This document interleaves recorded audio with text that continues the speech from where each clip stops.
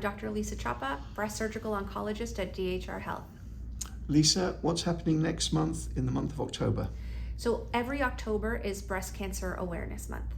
This is an important month because breast cancer is the most commonly diagnosed cancer in the United States. Last year, about 400,000 women were diagnosed with breast cancer. And so that's why we all know so many women in our families, in our communities with breast cancer, because 1 in 8 women will be diagnosed with breast cancer in their lifetime. And this is promoted every year. Do you feel do the statistics show that as a society as a whole, we're making better efforts, we're having more successful outcomes in terms of reaching women so that more people are paying attention, more women are paying attention and getting the mammogram? This whole month is about advocacy for breast cancer patients and breast cancer awareness. And I think that through the years, this advocacy has really improved our breast cancer detection rates and our breast cancer cure rates. So in the 1970s is the very first time that we started making recommendations that women should get their annual mammograms. And since then, not only have we been able to see that, yes, we are doing a much better job at treating and curing breast cancer, but much more women are participating every year. And I think it has a lot to do with women are natural communicators, and so there's a lot more communication and awareness, but also I think the vehicles through which we deliver information have become more accessible and efficient. So through social media and the sharing of stories, articles, women are becoming more aware of this disease.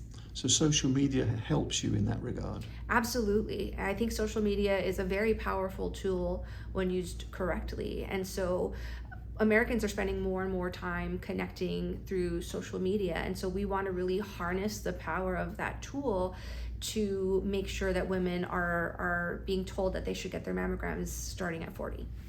So we're here in the Rio Grande Valley, and as you will be very much aware, the number of people that have no health insurance at all, the per capita is much higher, the percentages are much higher. What do you say to those that maybe do not have health insurance? Where do they go? That's always a very difficult situation for a lot of my patients. So I would say that for this month, one of the important ways that DHR advocates for our female patients is that they have a promotion every October for the $99 mammogram, which is a tremendous discount. Makes it a lot more affordable for women to be without insurance to hopefully be able to afford that price of mammogram. So it makes that tool and that screening tool a lot more accessible to those women. The other thing though is that we have a lot of foundations and a lot of help for patients who are diagnosed with breast cancer. So in my clinic, I do have a lot of uninsured or underinsured patients. And so what is important to know is that if you have a breast cancer diagnosis, there is emergency Medicaid for breast cancer patients. So if you are uninsured and we can get you that unfortunate breast cancer diagnosis, then in our clinic, we will fill out the application for you to apply for emergency Medicaid so that the treatment of your breast cancer will be covered. And I also know that this is not 100% peculiar just to women. So you would have a message also for the male population? Yes, I think it's so important for men to understand that they too can get breast cancer. It is much less common in men. So we talked about women having a 1 in 8 chance. Men have a 1 in 800 chance of having breast cancer, but it's still a possibility. And I have treated male patients with breast cancer. So the message to the men is do not ignore any changes to your chest area. If you feel a new mass or a nipple that's inverted or redness or firmness to that area, those are signs that could indicate you have a cancer. And so you need to see your physician so that they can order the appropriate imaging so that we can make that diagnosis. Lisa, is there anything else you would like to add? Is there anything we've missed from this important subject? Sure. I think it's important that when you are looking for someone to help manage your breast cancer journey, that you understand that not all entities are created equal. So here, we are the only breast center of excellence south of San Antonio at DHR Health. And so what is a breast center of excellence? Sometimes people think it's just a name, but what it really is it's an accredited entity that is handed to us after meeting of rigorous standards by the American College of Surgeons.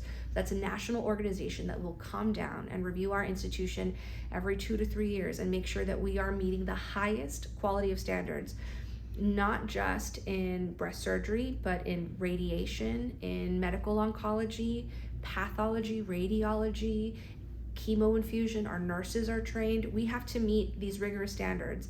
It's really difficult to do that. Not a lot of centers are able to achieve that, and we are the only one south of San Antonio.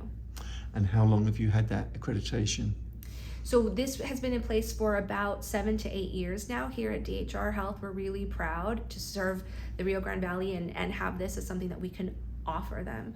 It's also important to know, I think, that we have a breast surgical oncologist here at DHR. And so I think that's an important distinction. So when women have breast cancer surgery, there are 2 different kinds of surgeons that can do that surgery. One is a general surgeon and one is a breast surgical oncologist. So I did my general surgery training. I am a general surgeon, but then I chose to specialize specifically in breast cancer surgery. So I did a fellowship in New York City focused on breast cancer surgery. So I am currently the only, I was the first and the only still fellowship trained breast surgical oncologist south of San Antonio, right here at DHR.